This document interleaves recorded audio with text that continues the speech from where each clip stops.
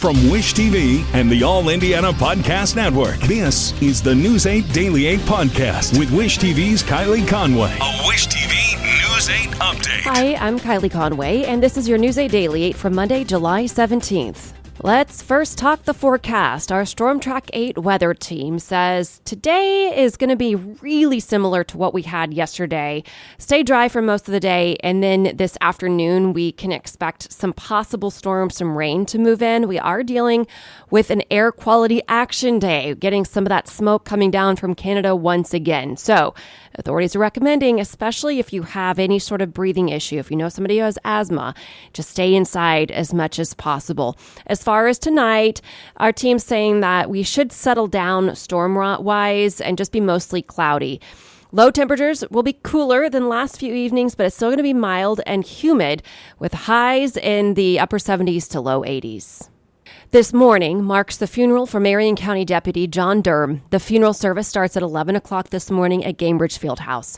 After the service ends, a procession will lead Deputy Durm to his final resting place. His body will leave Gamebridge Fieldhouse and head to the Criminal Justice Center while he receive the 1042 call marking the end of his service.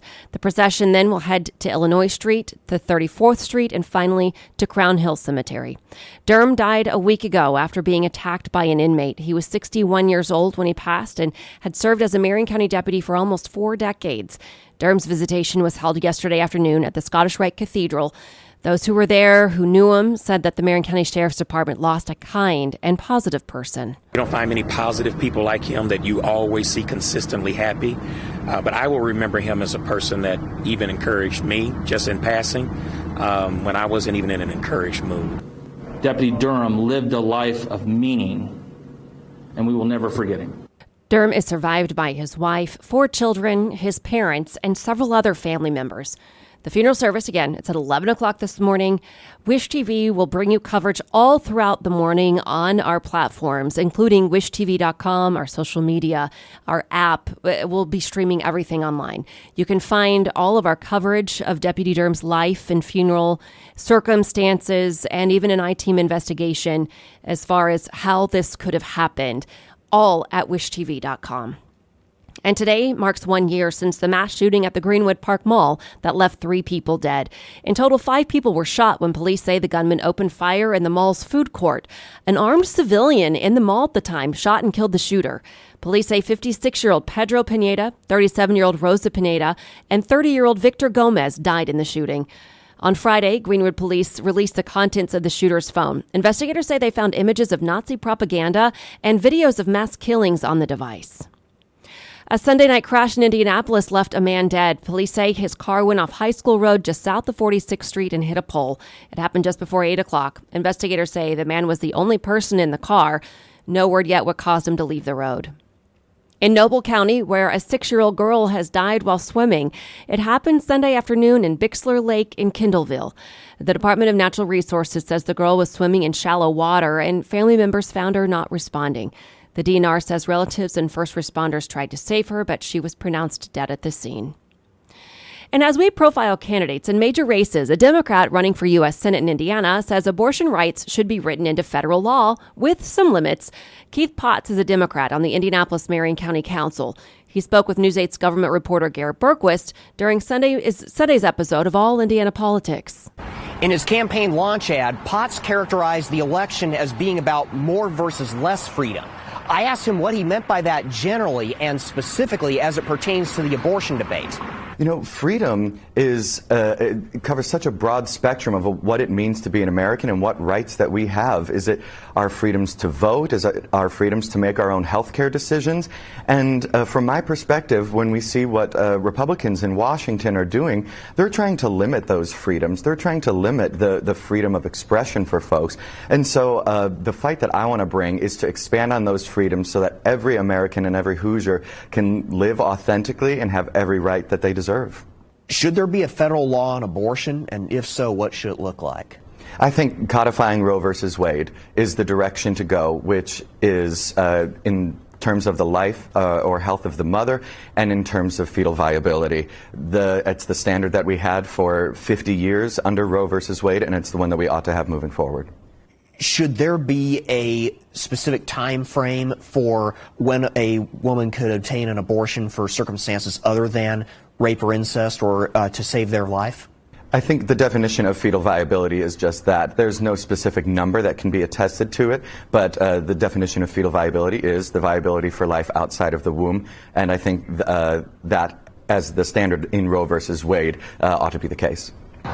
All Indiana Politics airs every Sunday morning at 9:30, exclusively on Wish TV. I'm Garrett Bergquist for Wish TV, wishtv.com, and like us on Facebook. Police in Alabama say a 25-year-old woman is home safe after a 2-day search. They say Carly Russell returned home alone late Saturday night and was taken to the hospital for evaluation. Family members reported Russell missing late Thursday night when she called 911 and a relative to say she saw a young child walking on the side of the interstate. The family member says she was on the phone with Russell when Russell got out of her car to check on the child. The relative said she then heard Russell scream. Police say they found Russell's car and phone, but didn't find Russell or a child. Officers say it's unclear how soon they'll have answers about what happened. Police say they're working to build a timeline of Russell's actions in the hours before her disappearance. Officials in Pennsylvania are searching for 3 people, including 2 children, after deadly flooding. Officials say a sudden flash flood hit the southeastern part of the state Saturday evening. They say the flood swept away several cars. At least 5 people died. Authorities say they're still looking for 3 people, including a 9-month-old boy and his 2-year-old sister. Authorities say while it is officially still a rescue call, they are working in a recovery mode right now. Heavy rains also pounded other areas of the East Coast like Connecticut, Vermont, and New York. Also in Pennsylvania, a 10-day manhunt for an escapee is over. Investigators say Michael Durm broke out of prison by tying bed sheets together and using them as a rope to climb down from a roof. Authorities say a couple spotted Durm on their property Saturday and called police. Police say Durm was not armed when they captured him. They're working to figure out if anyone else helped him while he was on the run. Cleanup is underway in Alabama after a tugboat sank in the Tennessee River, spilling diesel fuel. Officials say the boat spilled between 3,000 and 5,000 gallons of diesel into the river. They say people reported seeing the fuel wash up on the shore of McFarland Park in Florence around 10 o'clock yesterday morning. It's not known what caused the boat to sink. Police say no one was on board when it happened. The hottest place in the United States made a run at the record books Sunday. Death Valley, California hit 128 degrees at its official measuring station and passed 130 degrees in at least one other spot. That's just a few degrees short of the all-time mark in what is both the hottest place in America and the world. We checked with the Storm Track 8 team. Today's forecast high in Death Valley is 125 degrees. Phoenix, Arizona hit 114 yesterday, the 17th straight day of 110 or hotter. If it happens again today, it will tie a record set a half-century ago. Country singer Jason Aldean says he's feeling a lot better after suffering problems in the heat during a concert in Connecticut. His Saturday night show ended early because of it. Aldean shared a video through Instagram thanking people for checking in on him. He says he thinks he suffered a combination of dehydration and heat exhaustion and had to get 2 IVs of fluid. The NBA Summer League ends tonight with its championship game. Cleveland and Houston square off. The Pacers missed out on the mini-tournament, losing 3 straight after opening the Summer League with 2 wins. The Cavaliers and Rockets play in Las Vegas tonight at 9. One team's long, frustrating dry spell is over in IndyCar. Rahal Letterman Lanigan Racing won for the first time in nearly 3 years Sunday as Christian Lundgaard charged to victory in Toronto.